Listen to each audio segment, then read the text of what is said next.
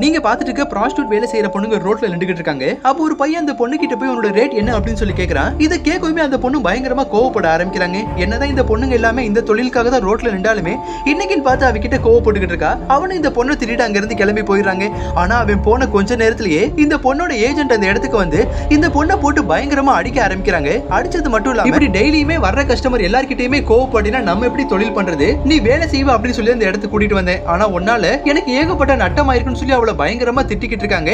அங்க இருக்க ரோட்ல போறவங்க எல்லாருமே பாத்துக்கிட்டு தாங்க போறாங்க. அப்ப திடீர்னு லுவாஜின் அப்படிங்கிற பையன் அந்த இடத்துக்கு வந்து இந்த பொண்ணை இந்த லேடி கிட்ட இருந்து எப்படியாவது காப்பாத்தணும்னு, அந்த பொண்ணு எனக்கு தெரிஞ்ச பொண்ணு தான், உங்ககிட்ட ஏதாவது பணம் வாங்கி இருந்தாலும் அதை நானே திருப்பி கொடுத்துறேன்னு சொல்லி ஏகப்பட்ட பொய் சொல்ல ஆரம்பிக்கிறான். இது எல்லாமே பொய்ன்னு தெரியுமே அந்த லேடிக்கு இன்னும் கோவம் வர ஆரம்பிக்குதுங்க. எப்படியோ அந்த பொண்ணு அங்கிருந்து தப்பிச்சு போயிடா. ஆனால் அந்த பொண்ணை சும்மா விடக்கூடாதுன்னு அன்னைக்கு நைட் ரூமுக்கு வரவுமே அந்த பொண்ணை போட்டு இந்த லேடி பயங்கரமா அடிக்கவும் ஆரம்பிக்கிறாங்க. என்னதான் இந்த தொழில் பண்றது அந்த பொண்ணுக்கு சுத்தமா பிடிக்காம இருந்தாலுமே அவளுக்குன்னு வேற வழி இல்லாம தான் இந்த கும்பல் கிட்ட மாட்டிக்கிட்டு ரொம்பவே கஷ்டமான ஒரு வாழ்க்கையை தாங்க வாழ்ந்துகிட்டு இருக்கா.